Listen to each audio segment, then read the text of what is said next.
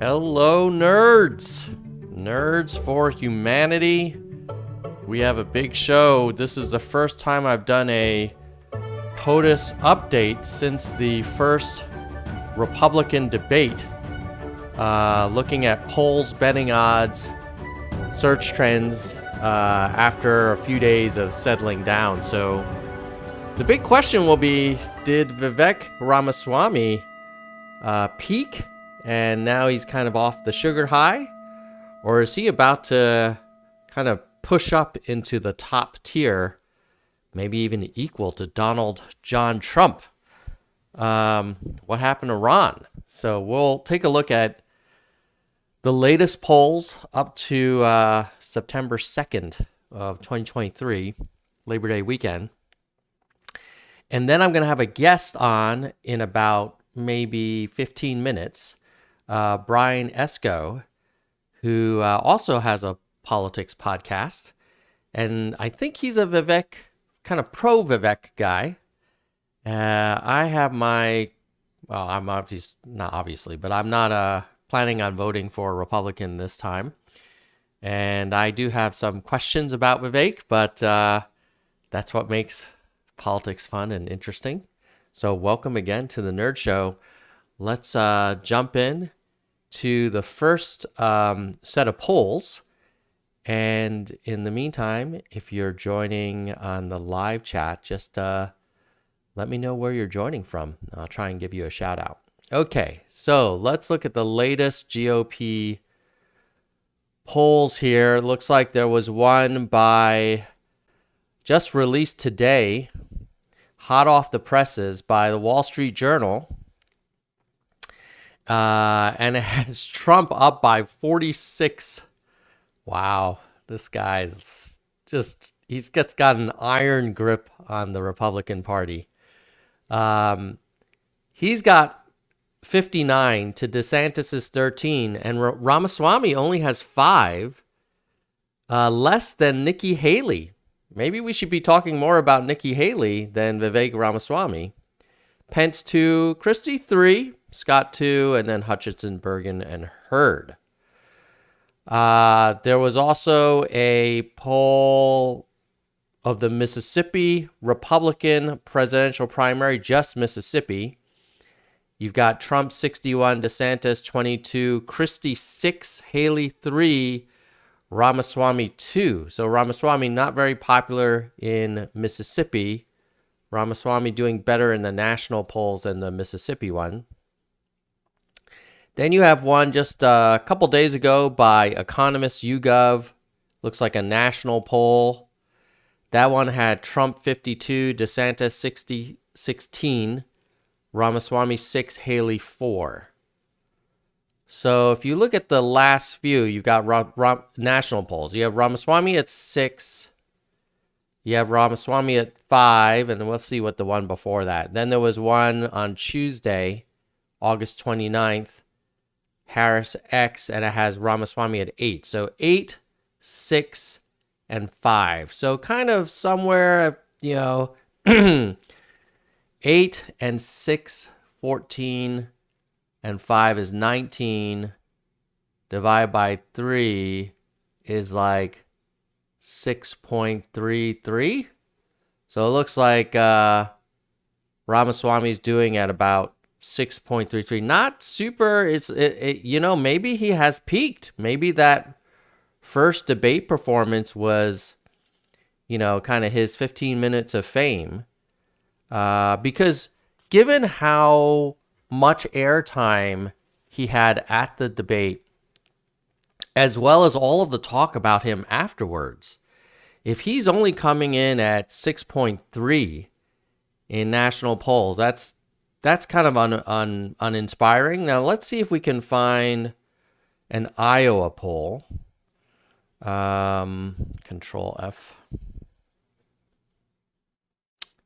August 21. That looks like the only recent Iowa poll. That had Ramaswamy at 4. So that's not that interesting either. Let's see. When was GOP first debate? So the GOP debate was, oh, this was it was like August 23, I think. So do we not have an Iowa poll after the GOP debate? That doesn't sound right. So let's take a look here. Iowa.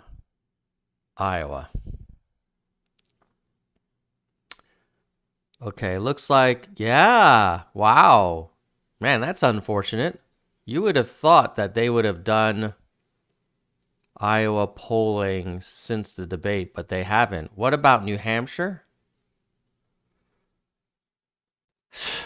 No. New Hampshire, the last one in New Hampshire has Christie. It's Trump at 44. Sorry, the last one would be Trump at 50, DeSantis at 11, Christie at 9, Scott at 8, and Ramaswamy at 10. Okay. But that was in August 16th. And the first debate was, let me get the exact date here, was August 23rd. So this is kind of sad that we don't have more post-debate polling. We don't have any in New Hampshire. Iowa, August 17th, we had Trump at 42, DeSantis 19, Scott at 9, Ramaswamy at 4. And then, of course, we have a bunch of national polling, which we already talked about. And if you look at the average of more than the last three, you got Ramaswamy at 7, DeSantis 14, Trump 53, Haley at 6. So I think from a polling point of view, I'd have to say you're not seeing a huge surge of Ramaswamy in national polls. Because if you look here, let's see. Let's look at all the national polls. So right before August 23rd would have been this August 21 Yahoo News one. And that had Ramaswamy at 8. Before that, Ramaswamy 6, 10, 7. Right? 8, 6, 10, 7. And now Ramaswamy's 5, 6, 10. So no real boost for the Ramaswamy. And you can see that in the chart here. You just have Trump pretty much holding steady in the over 50%. Like, you know, I don't like the guy, but the Republican Party or whoever's left of the Republican Party, they really like him. And look at poor DeSantis. He was at 30 in January, and he's been kind of dropping, and now he's at 13.7. Ramaswamy is this little blue line. Let's go to the 3-month level, maybe 30 days. Yeah, not a big move for Ramaswamy, you know, basically in the 7s and 8s, kind of in the 7s, 6s and 7s. Maybe 3-month would be more interesting. Yeah, you just see a slow degradation of DeSantis over the last 90 days. Maybe a little bit of a pickup, barely, ever so slightly, from after the debate, actually. I guess maybe people were expecting him to just flub it completely. And then if you look at 30 days, you see maybe 14 days, you see a little bump for Haley. Haley, if we go back in time, Haley at once was 6, then she kind of dropped down to 3.9.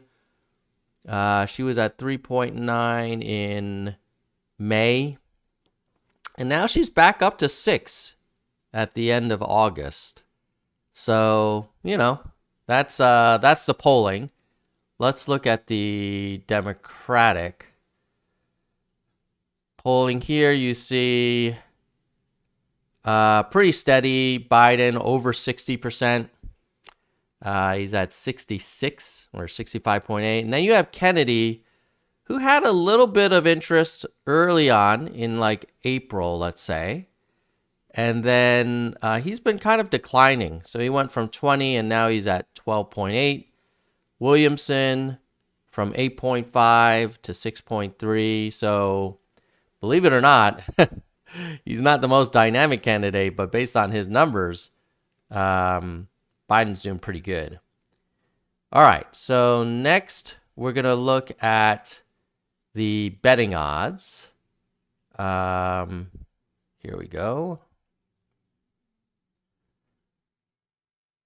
Who do the gamblers think is going to become president? 35% chance it'll be Biden, based on betting odds, the latest. Trump 27, DeSantis 6.7, Newsom 6, and Ramaswamy 5.7. So gamblers feel like it's still a Biden game, followed by Trump, and then DeSantis holding on.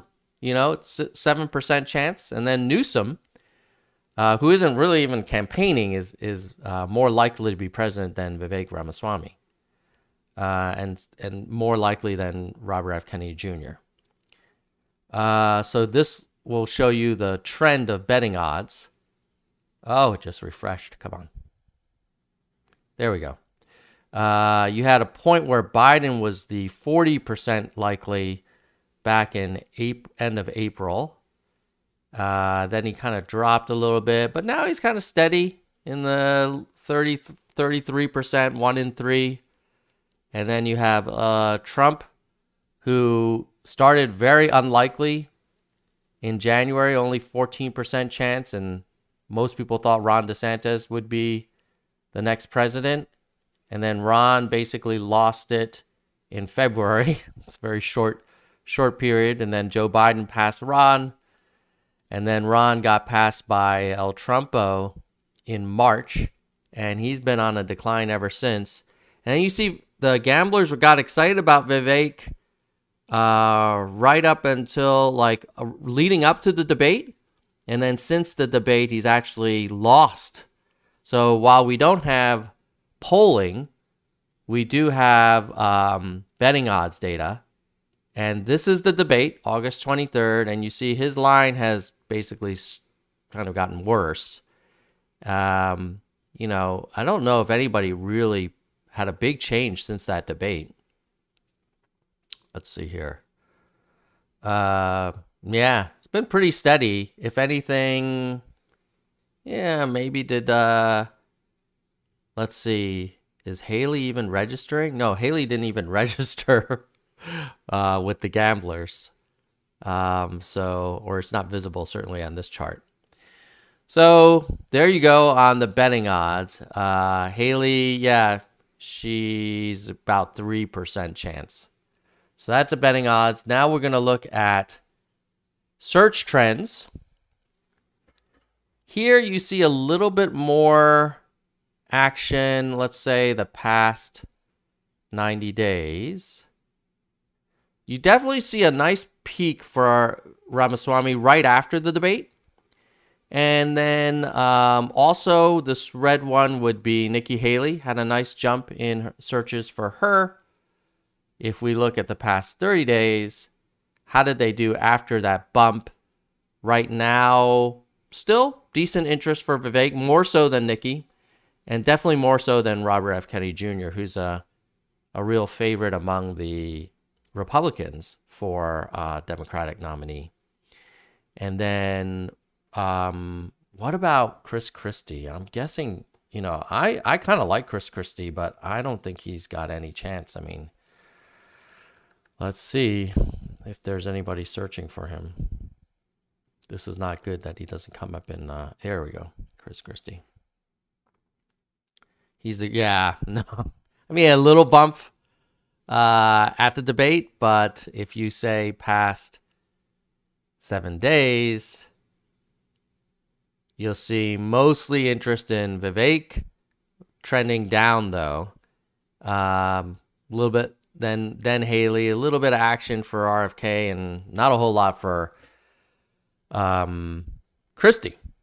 So that is a summary of the polls. And now I'm going to bring on Brian into the stream. Hold on 1 second. Brian, welcome to the show. Tom, hey, thanks for having me. Pleasure. Yeah, man. Happy Saturday. Happy Labor Day weekend. How you doing? Right back at you. Doing well. I'm enjoying your analysis. It's pretty interesting to get the data because I'm really not a data guy. Mm-hmm. I like people who are driven by data, and I want to be driven by data, but I operate on feel a lot. And it's Mm-hmm. interesting to hear your breakdowns, and I'm thinking, that aligns with how I feel. So it's just pretty interesting. Yeah. Yeah, well, for those who aren't familiar with you, let us know a little bit about yourself and your pod, and then we can jump into how you feel about the current race because it'll be fun to unpack that a little bit more. Yeah.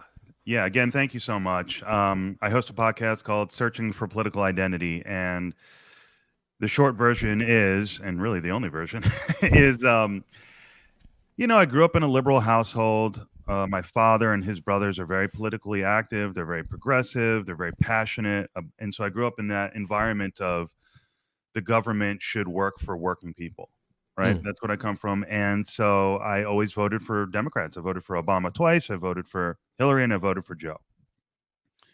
And coming from the East Coast, I don't know where you are. I don't think you're in New Jersey.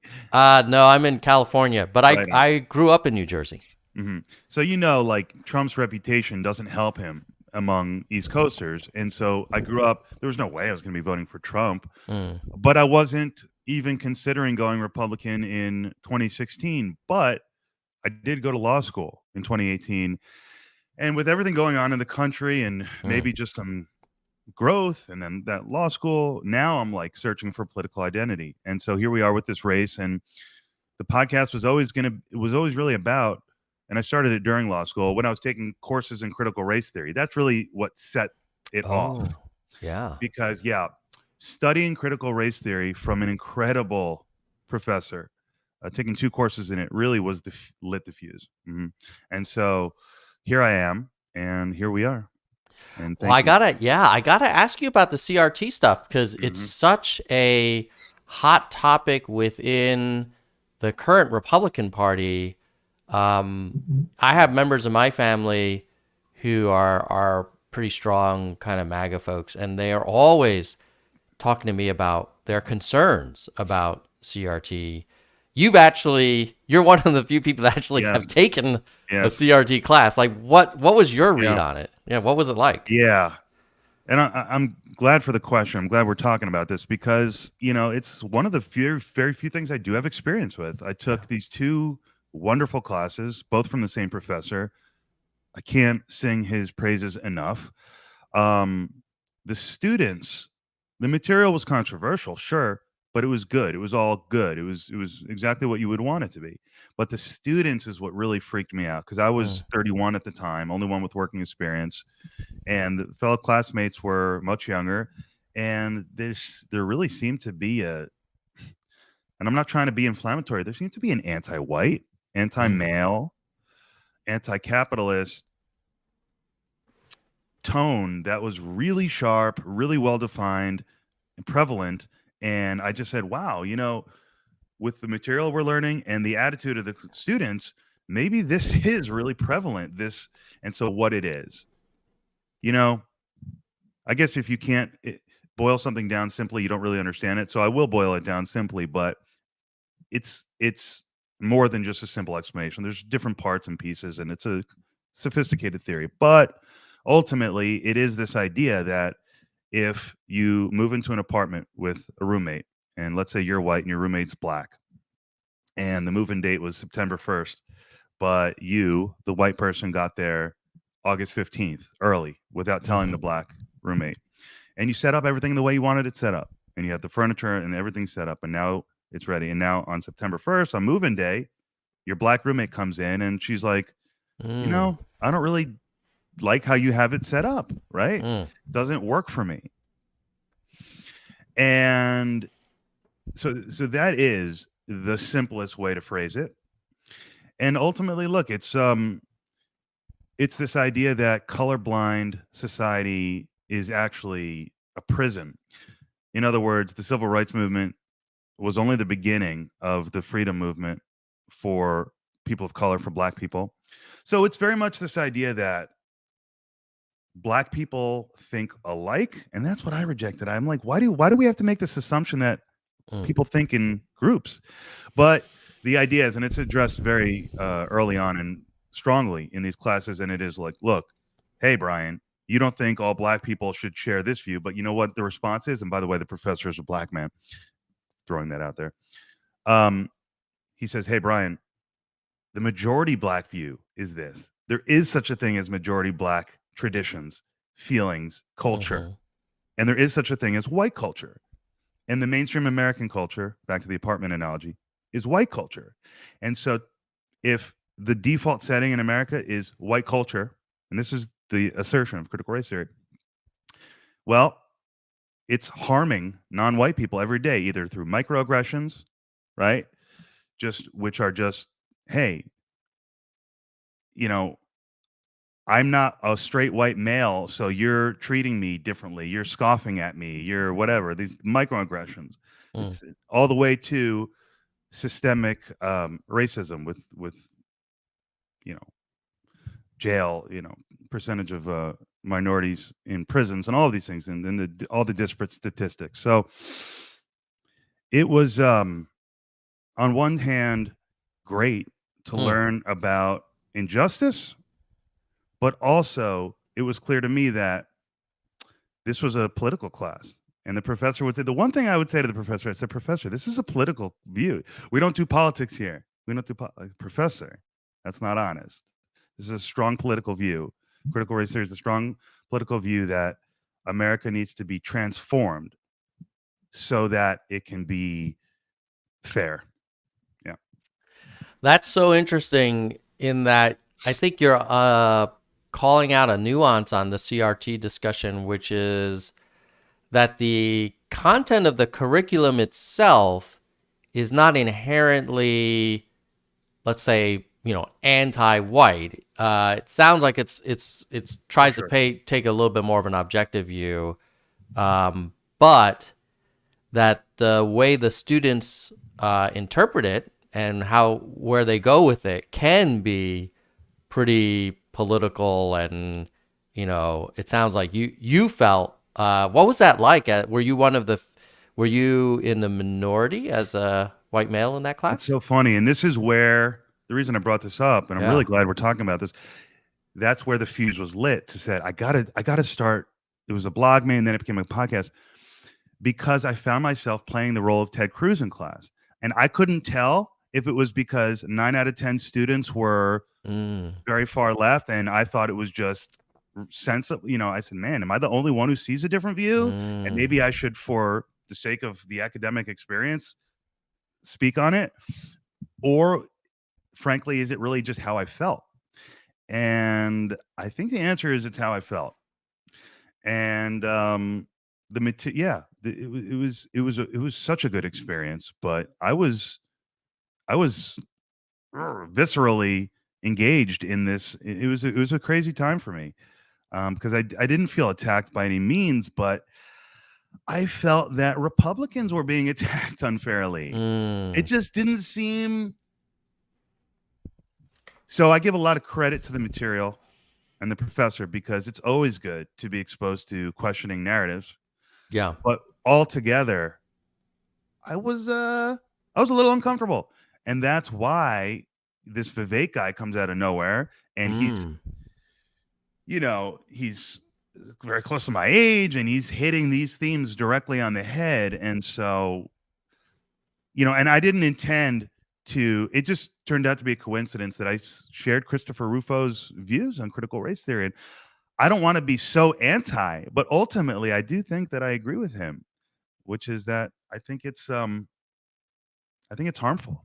Do you believe that the apartment was set up, optimized for the first roommate that moved in, and that then has implications for the subsequent roommates? Or do you actually challenge that assumption? Do you think that's not fair? Well, I think it's a good question. And to unpeel one more layer back, I would say, aren't we really asking, and I mean we together and everyone, aren't we really asking, is this system, traditional American culture, where bootstraps, yada, yada, yada, is that a system in which only white people can succeed? Is that a reality? And so, because we can have a separate conversation about oppression and victims of oppression groups in this country and reparations and whether or not that makes sense. But aside from like harms done, to groups, if the question is the system of traditional American life where the government doesn't provide, the government stays out of your way, and you provide for yourself, is that a white system? Is that a good system? If it is a white system historically, should we change it? Should the melting pot, should the pot itself be that system and everyone melts into it? Should the pot itself need to melt? So, look, I have I'm starting to feel at this point, 33 years old, that I think self-sufficiency is a really good thing. And like, of course, there need to be safety nets and things like that. But I think the best thing to say would be, hey, take care of yourself. And everyone should be able to do that. And that should be the goal for everyone and family. And so it's just all coming together, these issues about the nuclear family. Vivek talks about it, right? And so this political thing really is between the conservatives who feel like the nuclear family is the most strong unit of governance, and that's what we should focus on. Ourselves, local focus. And the progressives seem to be not as I don't want to say not as concerned with that, but they want to achieve things through strong federal government. And so, look, I think that all people have the capacity to provide for themselves, and generally speaking, and that race or anything else is not a barrier to providing for oneself if given equal opportunity. And I think that should be what we shoot for. And so I guess that makes me a conservative today, even though I would say, of course, that people who can't provide for themselves, society needs to figure something out. But I think the default setting should be that we expect people to take care of themselves. And so, no, I don't think it's a problem if we're calling this system white because the founders were white.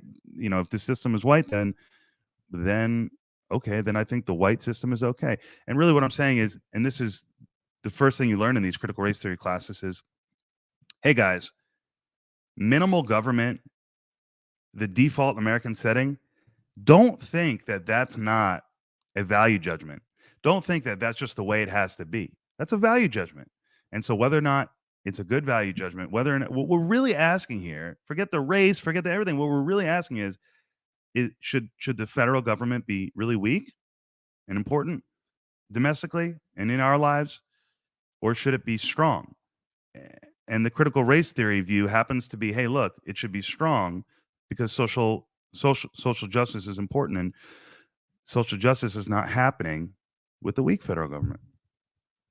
So a couple of thank you for sharing. This is a great conversation. I would love to throw out a couple of counterpoints or alternative perspectives. So I'm actually very much aligned with you on, hey, people should rise up and achieve what they can based on the merits. And, if they work hard and they play by the rules and they have talent, then they should go as far as they can. And that should be independent of whatever, race or ethnic group they belong to. However, I think there is an assumption in there that everybody starts the race, the running race, at the same point at birth. And I just, I'll give my own perspective. Like, I'm a father of 2 kids. Those kids at birth instantly got massive advantages because, I've done okay financially. I'm able to invest in their education. We, my wife and I are able to provide a very stable home because we don't have to worry about, finances. She was able to take time off from work and be a full-time mom. I'm, college educated, so I've invested a lot in their, emphasizing education for them.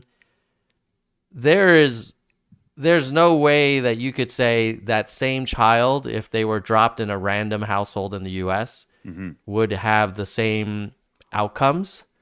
Like, I'm just stacking the deck in their favor, as I should, as a father. But so to me, it's like, hey, it doesn't seem fair to sit back and say, well, let's just see where people end up, and they gotta, kind of earn what they can, because they're not all entering the kind of job market with the same prior 18 years of support. What's your take on that? And one last thing related to Mm-hmm. that about the nuclear family is, I mean, I feel like, as an American, it is quite shameful that it was illegal for black families to be nuclear families, during the period of slavery. Like, they Sure. were not allowed to have Yeah. a nuclear family. So then to expect you snap your fingers and then, like, yeah, you should just be like the beavers. Like, that there are generations of oppression that kind of still persist, Mm-hmm. and it doesn't feel fair to just say, like, okay, everybody just, you're on your own now. Yeah, no, great points and great question. And now we're going into the second inning of this Yeah. conversation, and we should, and I don't think it often gets here. So, um, yeah, on the nuclear family front, and you could further make after slavery with Jim Crow and redlining and Mm-hmm. all these obvious and Yeah. factual instances of systematic racism that have stacked the deck against black people and other traditionally marginalized people. And I just wrote here before, it goes back to another analogy, poker chips. Did everyone start with the same amount of poker chips? Mm-hmm. It's a great thing. Um, yes, we actually. So sidebar, I'm getting involved in an organization called the 1964 Plan, and it's just all happening. I didn't seek it out. The opportunity came to me, and it's an interesting chapter in my evolution here. But I'm going to be serving as a board of director on this organization to keep this guy Herbie K in line. This is gonna be crazy, and then I'm going to address your questions. I promise, and Mm-hmm. it won't take very long. But Herbie is a thought leader. He who ultimately committed serious financial fraud and served 5 years. I met him on Twitter recently. He served his time. Really smart guy, really interesting libertarian, and obviously he's made a lot of some huge mistakes. But nonetheless, I've connected with him, and we've had good synergy. And he was going to run for president as a libertarian, but he decided, nah, I'll be more effective going around speaking on what I believe in, what he believes in. And this is after serving 5 years in prison, spending a lot of time with people of color in prison. Okay, Mm-hmm. he wants to redeem himself. His whole thing is he's got this plan to restore security and sanity to our country, and that is through restoring the nuclear family. And so the point is, he thinks progressive policies have hurt the black nuclear family. And you're talking about welfare. So this whole argument you hear on the right sometimes, right, where actually food stamps and all these programs, they incentivize, they do not align. The incentives do not align with a black nuclear family. So you can make the argument additionally that progressive policies are actually not helping today. The black family unit. And you will hear that a lot among a lot of black conservatives too. Is welfare, is progressivism serving the interests of the black nuclear family? That's an open question. But help the needy. Yeah, we need to help the needy.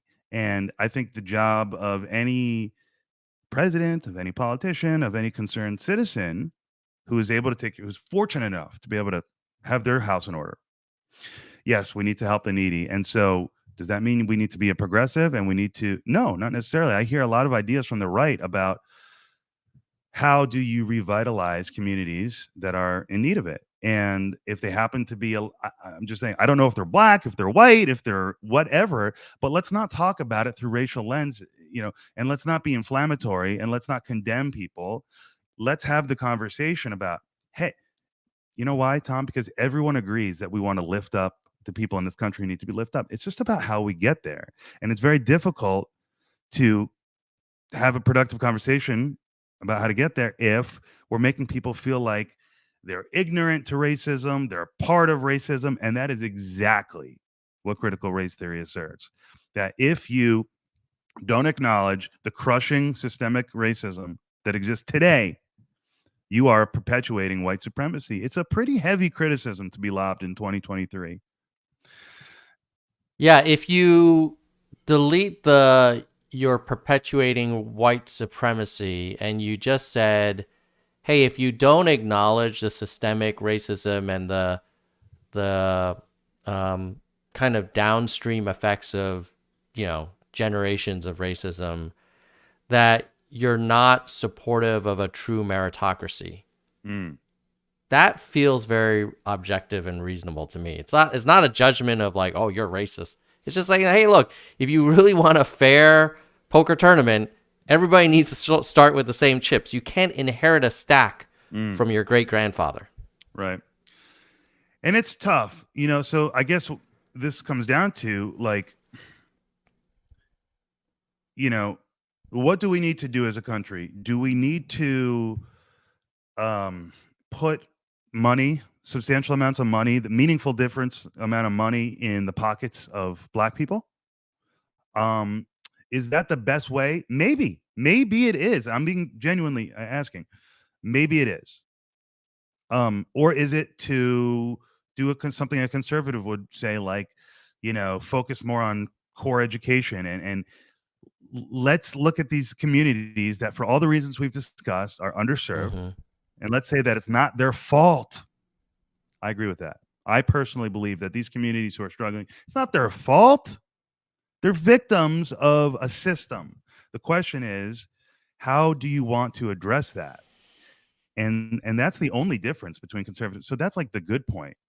And so I just think critical race theory says, well, look, I agree that we need to fix things. And so how do we fix them? Let's be productive. And I just don't think, it's a good diagnostic tool, critical race theory, but I think you have to move beyond it soon in order to bring people in, or else you just really make people feel sad and uncomfortable.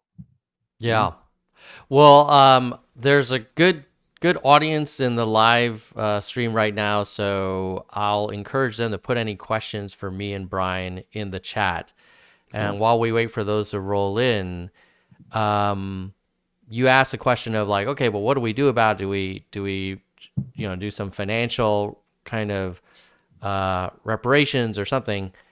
My view is that the whole affirmative action thing for universities was an interesting lens, because my sense is that if your goal is to get to that truly fair, meritocratic, everybody kind of has an equal shot world, you've got to start much earlier than when anybody's getting into North Carolina or Harvard or whatever.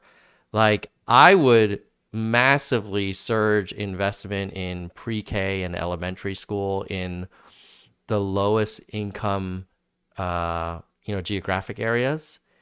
And I would try and create like the Harvard and, Chapel Hill of preschools and elementary schools. I would make it free. And I would try and say, hey, look, this is the generation that's going to break through. Previous generations were dealt a crappy hand, but we're going to do everything we can so that you can pull yourself up by your bootstraps.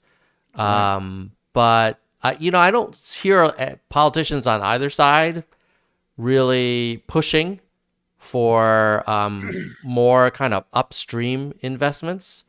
Which is weird. It seems to be like, oh, well, they didn't get into like Stanford Law School. It's like, well, I mean, if someone's in their early 20s, like, if you really want to change someone's life, it's often earlier. Right. Yeah. And it just makes me think, I remember even in middle school, it's probably the first time that I got exposed to a form that asked you to check your race. And I always thought it was strange. I just always thought it was weird. It just always felt weird. because I was a kid who grew up in the 90s, and I had a good parents and good community, and I just my default was to treat people equally. So it always seemed weird. And as you get older and you realize affirmative action, it's a funny thing.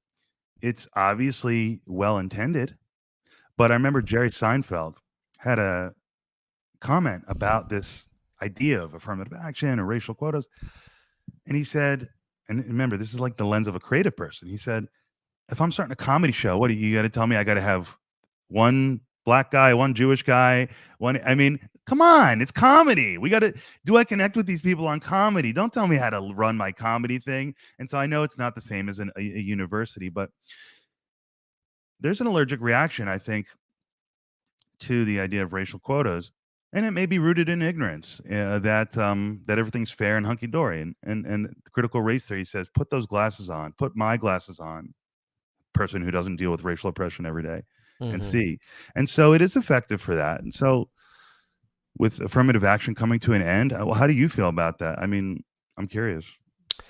Yeah, I mean, I think I do want to acknowledge that many of these elite institutions were the kind of gatekeepers for who would then go on and work at the top law firms and investment banks and hedge funds and captains of industry and blah blah blah. So like I bet you if you went to Harvard and Chapel Hill and Princeton and Yale in the early 1900s, like I probably wouldn't see a lot of black people there. And it probably would be a lot of white people. And probably, right? And that would and if you looked at the sort of, the board of Ford Motor Company or, Chrysler or Procter and Gamble, it probably would look like the Harvard graduation class, Mm-hmm.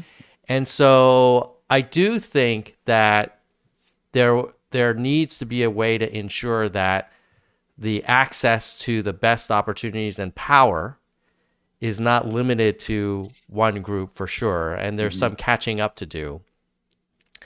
My view on affirmative action as an Asian American is like it's interesting because I think my kids might be better off with the Supreme Court decision, because statistically, those institutions, if you're Asian American, especially if you're in California, like you really have to be lights out to get into any of those places. So I have mixed feelings, but ultimately, I actually think legacy admissions and athletic admissions are just as harmful to the meritocracy. Because, legacy admissions, if you start with a body that's predominantly white, in the, let's say, early 1900s, and you say, hey, we're going to give significant advantages to children of the offspring of that graduating class, it just kind of persists by definition, right? So if you exclude maybe kind of interracial marriages and things like that. So I think legacy admissions is something that ought to be looked at. I also think, athletic preferences, like I love it. I used to play lacrosse in high school. That's a very large team. The soccer team's a large team. The ice hockey team is a large team. Football, basketball, whatever.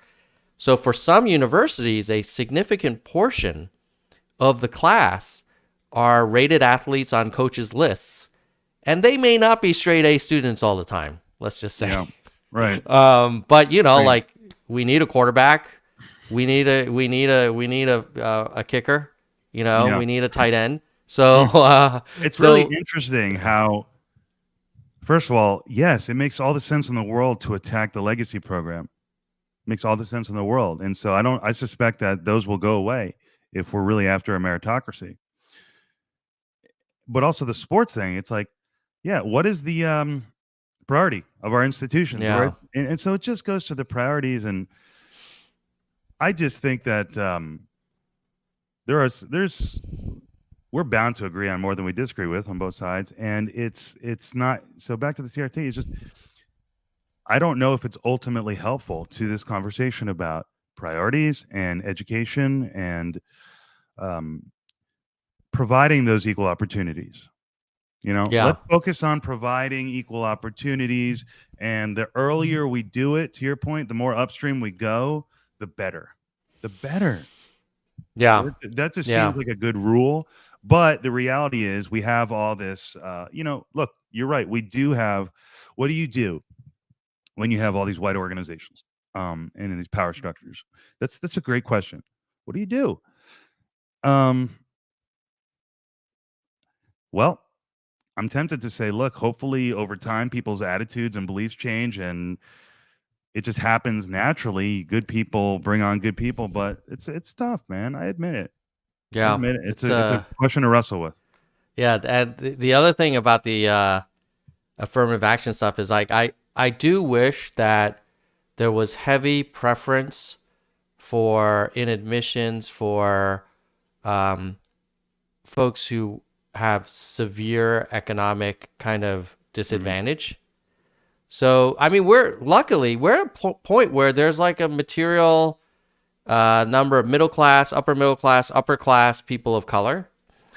And I don't think those folks should get the offspring of, like, let's say upper class minority families. Like I might be one of them. Like, I don't think my kids should get an advantage over, let's say, a white kid growing up in West Virginia that has like a really crappy school system. Like, if that kid managed to get like a decent SAT score and mostly good grades, holy cow. Like, without a lot of help, summer enrichment camps, private tutors, blah, blah, blah. But, so I kind of feel like I'm as concerned about the kind of gap between rich and working class as I am about the gap between, white and non-white. I think, both are challenging, but we kind of don't talk as much about poor people irrespective of their race. There's plenty of poor Asian Americans who deserve an opportunity to move up the economic ladder. They're not all extremely wealthy people. It's and this is why the Republicans this is why the Republicans in the age of Donald Trump have become the party of the working person. That's why. Yeah, because crazy. I think because people like my dad and his brothers who are super into politics, super progressive, they don't really do this critical race theory thing. They're old school progressives. They want poor people to be lifted up. It doesn't really get more complicated than that. And so, again, this question of, okay, critical race theory is a very important diagnostic tool, in my opinion, very important. But should it be driving and shaping our social policy? When I recently was in law school, you had to take the training. It's just like, dude, I don't need racial sensitivity training. Okay? I don't think, right? I mean, my goodness, it's just they hit you in the head with this cultural stuff. Not to say that there isn't great room for the cultural conversation. Let's have it. But if it's dominating and shaping everything else and the Democratic Party, you can suddenly see why people are like, no, man, like, I don't want to think about identity politics. And this is why my podcast is called Searching for Political Identity. American, and then Vivek's campaign theme of reviving national identity. It's all ties together. You know what I'm saying?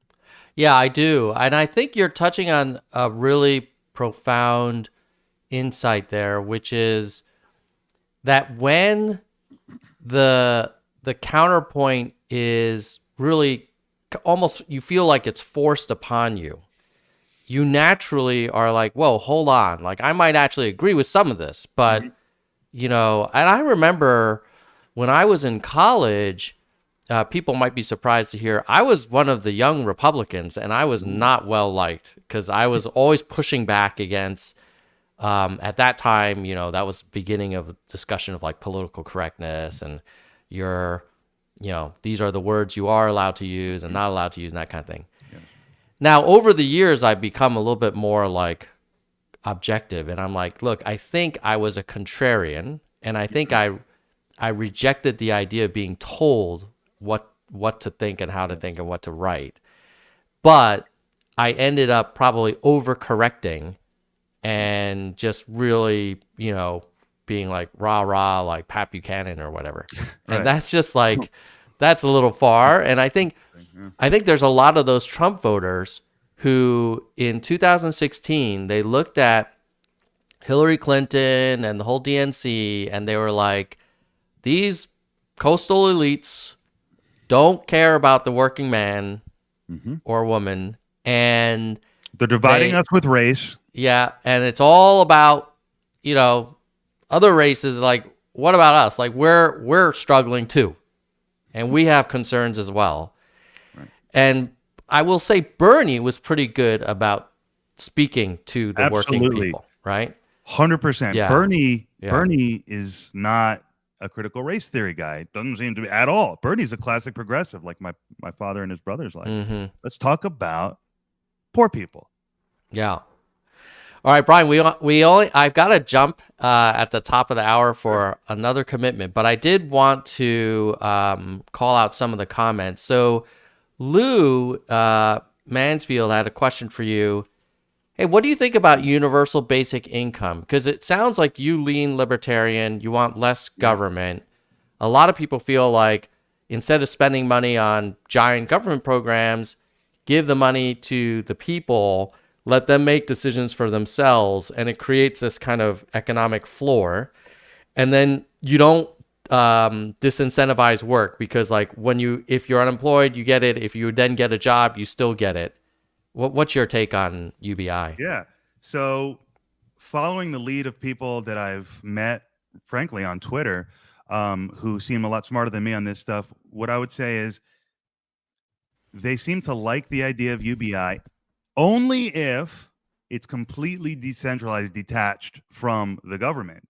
So if you can imagine an independent source of the UBI that is completely detached from the government, even the most staunch libertarians that I've spoken to can get on board with that because it completely avoids the concern that government will use money to shape social policy negatively. So I think that there could be a situation where UBI gets in the hands of people and it helps them and their family. All right. Another question from the chat. Would you ever consider running for office? Yes, I would in the future. I think I think I'd be better suited like working for a politician potentially, and like I think that would be my, if I was going to ever transition into politics, I think I would want to work for somebody first. Got it. Last one is from Jeremy. He says, I strongly believe the concept of culture war is a construct devised by the elite political class with the intention of dividing and demoralizing the working class. I will pile on with this one. Like my Florida-based brother, who's very MAGA, constantly is texting me about the trans, in his words, trans agenda. And I told him, like, man, of all the things that are going on in the country right now, that is not in my top 5. You know, I'm more concerned about climate change, poverty, closed primaries, gerrymandering, entitlement reform, national debt, foreign policy. Like, why are you talking about who gets to swim in some freaking swim meet? Like, this is not our top issue. And I said, I think that the MAGA media is stirring you up to activate you because they did the same thing to him when he was convinced that all of California was going to be run by Sharia law. And I was like, what? He said that in 2016 because he watches like Alex Jones and InfoWars and all that kind of stuff. Right. what is your take on like the culture wars? Yeah, yeah. And I'll answer in 1 minute, and Yeah. I won't be able to do it effectively because it deserves more time than that. But I think, and I know this from firsthand experience. I'm living through it right now. You can go, I don't want to call it off the deep end because that's disrespectful, and I don't mean to be disrespectful. You can go deep into these rabbit holes where you start thinking about God and atheism and agendas and life and death and humanism and remaining a human and changing yourself. And is that against God's? Look, you're right. It's probably not in the top 5 important things, but it's an important issue. I think it's an important cultural issue. And I would just say I support LGBTQ, etc. people. I believe if you're born a certain way, you should be able to live with dignity. It's very simple. And so the question is, what do I think about and why do I think it gets so much play? You know, Paul Ryan, on one of his recent Fox appearances, said, look, it's good primary politics. It's good red meat. Yeah. But I think it's more than that. I'll just end by saying I don't think it's just red meat. I think there's a substantive conversation to be had about social acceptance of transgenderism. And I think we should have that conversation with respect. Yeah. My take is that, of course, there are for sure different points of view on this topic. I also think that the people who are looking to raise money and to turn out voters purposely stir this type of thing up on both sides. You know, might be, you know, this on one side, it could be critical race theory on one side, transgenderism on the other. And it's just like, let's get our people out there in the primaries so that people can get reelected and raise more money. And it's just unproductive. Like, there's like, for every conversation, at least my MAGA brother and I have about trans stuff, I always like say, hey, can we together look at a chart looking at Social Security spending and Medicare spending over time? And he's like, no, I don't want to look at that. Like, that's not important. It's more important to make sure that your children are allowed to keep their pronouns. And I'm like, I think their pronouns are fine, man. They're fine. Like, they have them. Well, and look, and we're out of time, and I'm so grateful. Tom, thank you so much. And I'm so, trying to follow in the footsteps of people like you who are looking at this stuff and going, hey, let's talk and try to be productive. That's a great thing. I'm trying to be one of those voices as well. But yeah, if someone said, imagine we're pushing, I don't know how, imagine your kids were a year old and you were suggesting that they might be trans.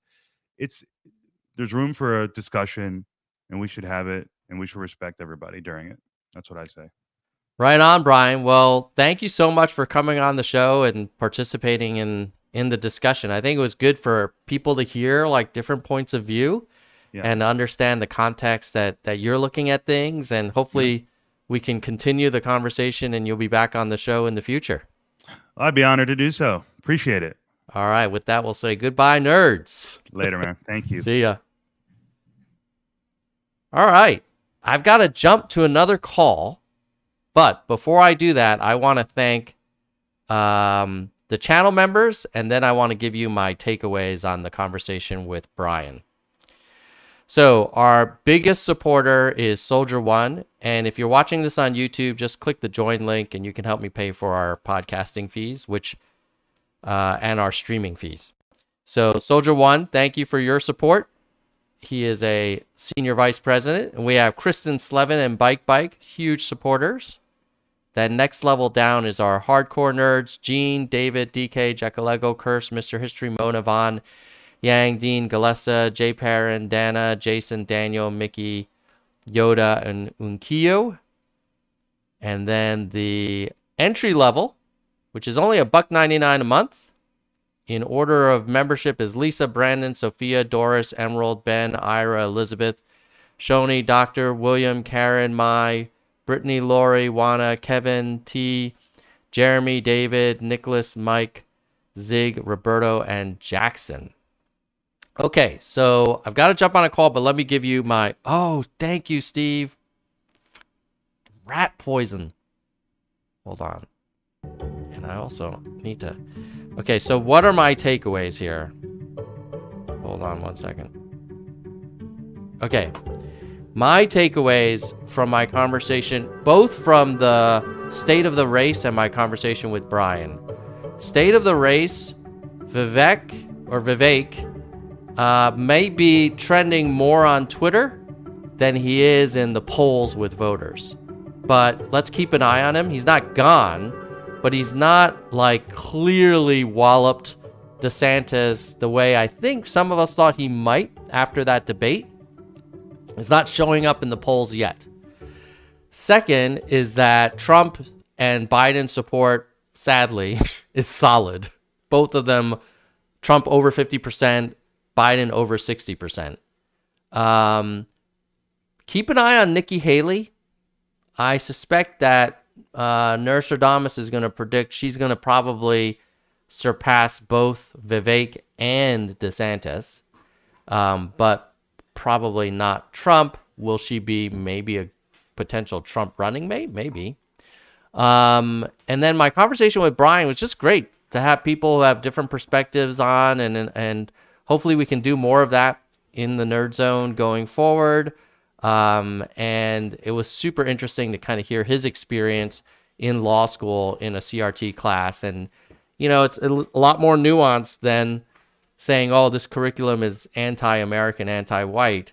I think he gave a great analogy that it's about, you know, the apartment was kind of set up for the first roommate, and subsequent roommates, you know, they may not have done it the same way. And how do we reconcile that? So with that, I'm going to say goodbye, nerds. And hey, T4Y, good to see you, buddy. Peace.